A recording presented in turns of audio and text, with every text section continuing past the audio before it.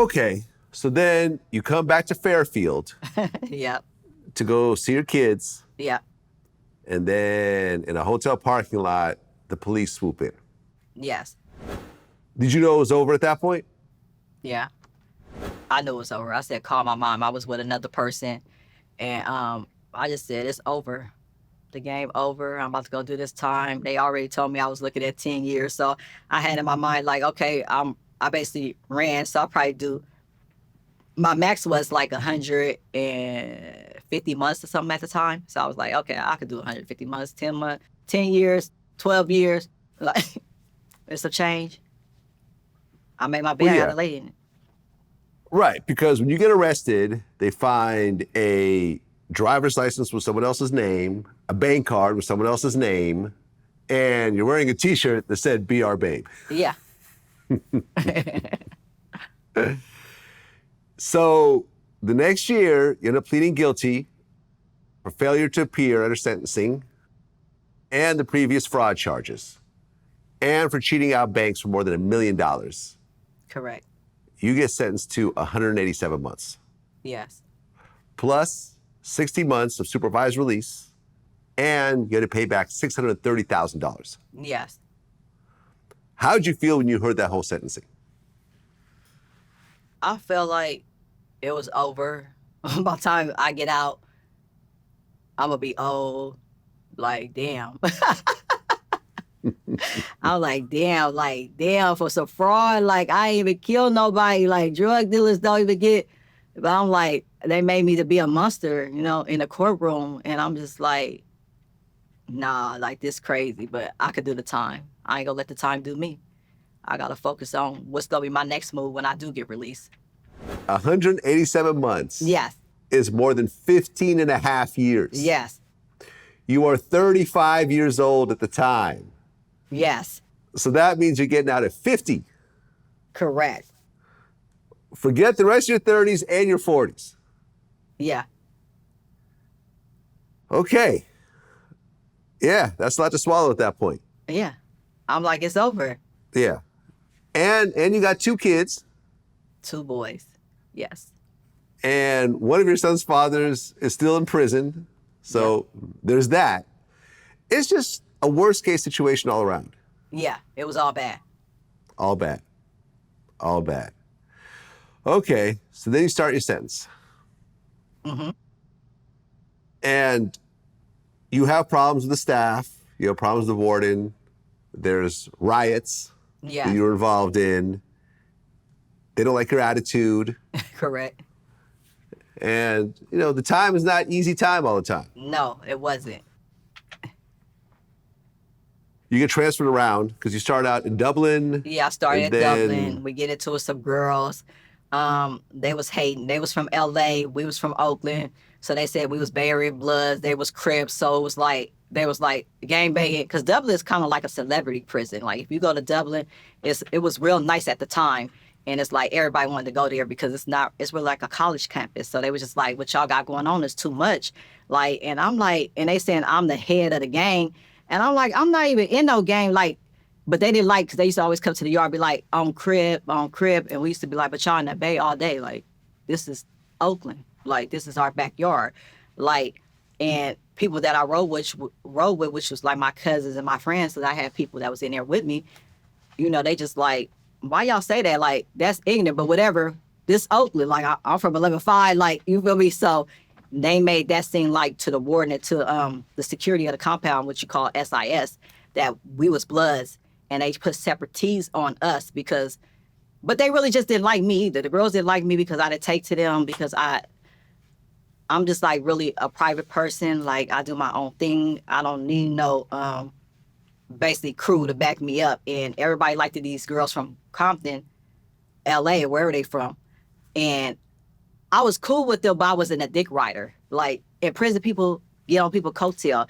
And me, I could walk along by myself. I just love being outside, so I really just do me. And I bet they act like they was coming for one of my friends, but they was really coming for me. But I was telling my friends, like, they coming for me, they ain't coming for you. But they don't know how to approach me, because when they be mugging me, I'll be like, what's up with you? You feel me? Like, and they'd be like, oh, nothing. But my partner, when they mugging her, she be like, bitch, stop looking at me like that. Woo, woo, woo, woo. but she just fresh in, and she didn't really want to be getting into it. But they was starting shit. But I know how to deal with it because I grew up. But people always envying me. Like, so it's like I smile at you like, "What's up?" I can't take you serious because you ain't really on that type of time because you ain't saying what it is. So I'm gonna keep pushing. So them girls made it a big thing and said it was a game banging thing, and that's how I got to Aliceville, Alabama, and got kicked out. And then from that jacket, it was like bitch on the run, because the PSI report it show everything. So they just thinking I'm just really don't give a fuck about nothing. So that, because even when I was doing my time in the county fighting the case, when I got caught up, the police used to come kick on my door for no reason, throw people in the cell with me. They'd steal, and I'd be like, hey, like, she got to get out of here. But they'd be like, oh, you don't run this jailhouse and this and that. Oh, you was on a run. Like, from that to me carried over to the prison and made them feel some kind of way. But I wasn't like on nothing like that type of time, but they would get on that time with me. Right, because in 2017, you get transferred to Alabama, which is the biggest women's prison in America. Yeah, for women, yeah. It's like the newest. They made it for men, so it's set up for like you to be locked down all day.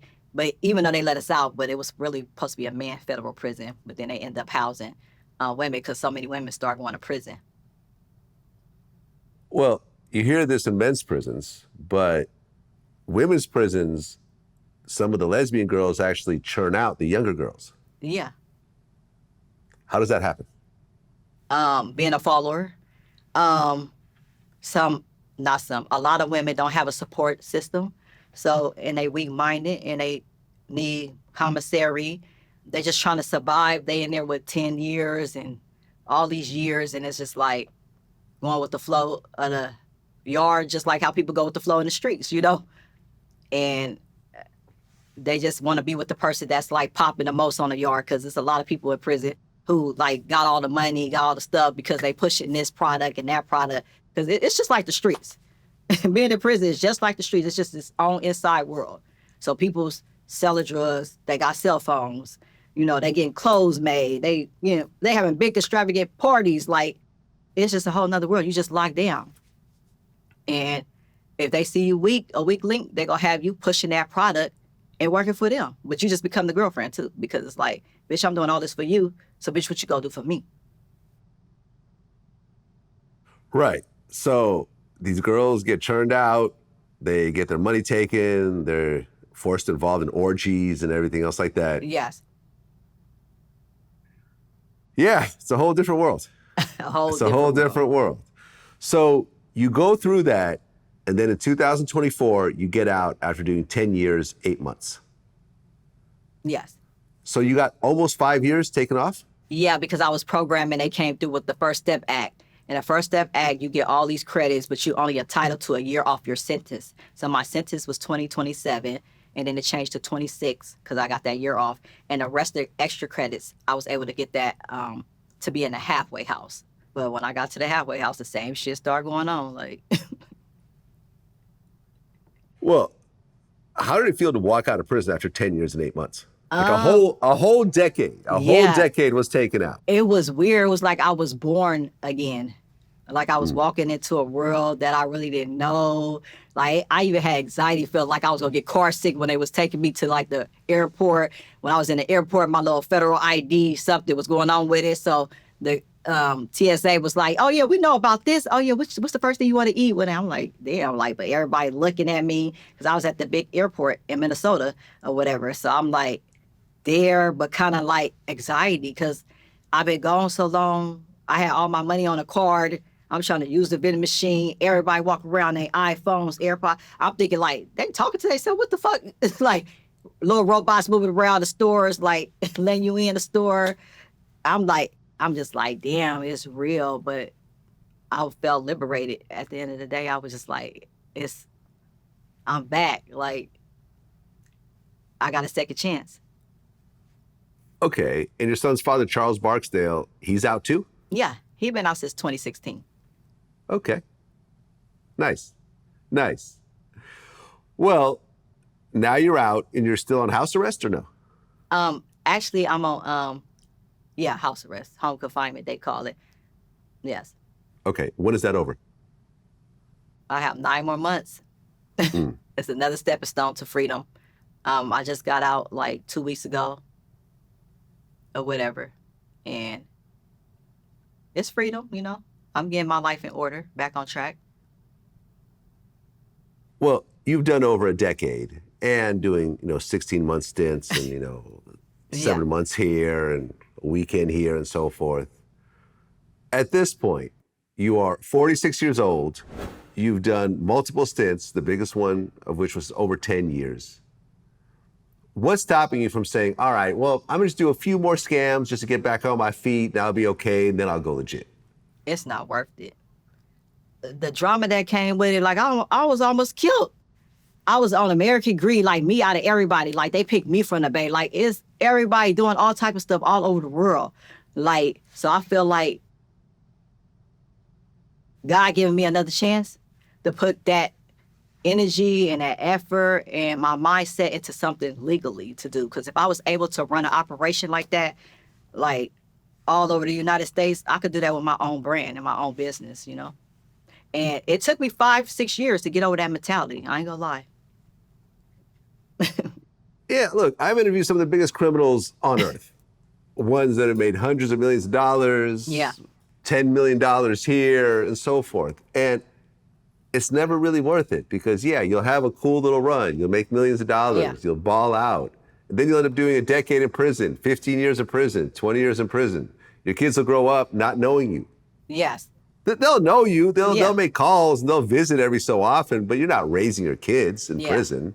So you miss out on all that. And then you start doing the math and say, okay, well, let's take a look at the money I made, but add 10 years of not making any money. Exactly. So it was a waste of time. You didn't win. You Right. lost. What does that average out to? You could have probably gotten a minimum wage job and made about the same and been out the whole time. Correct. But then, I mean, I feel like I lived the lifestyle that I was chasing and I lived this. So that's why I'm able to say I'm not doing nothing wrong. It's all legit business from this point on. And I'm going to use that boss mindset doing all legit business. Like, yeah, I wasted the time, but I can't dwell on that. At the end of the day, it's over. I made it out and I got a boss mindset. Like, I really moved like men in the streets. Like, I really was the captain of my ship. You feel me? And made it happen. Even when Charles got sentenced to his 10 years, I still was able to maneuver on the run from the feds with the people in the streets trying to kill me over this money or this show or whatever. And I still was able to make it almost 3 years. And I feel like this is my second chance to do it, to put into what I'm trying to do with my brand. Like I started the t-shirt and hat line before I went in. On the run, that's really my motivation. That's my baby. In 2020, I had a homegirl who came home and basically she started that back up. So I had an online boutique. I had custom made sweaters, hoodies, and it did really well. So I'm revamping that. Also, I'm gonna, get into the reentry for the youth. Start a cleaning service. I got potential contracts for that. So I'm just putting all that energy into all positivity and to try to give back and help my community the right way. Like what I was helping them before, the legal way. Thank God nobody never got no time like me. But that's my plan. To brand me, Niesha Jackson, a.k.a. Bay Robin Bay, Bay Rich Beauty.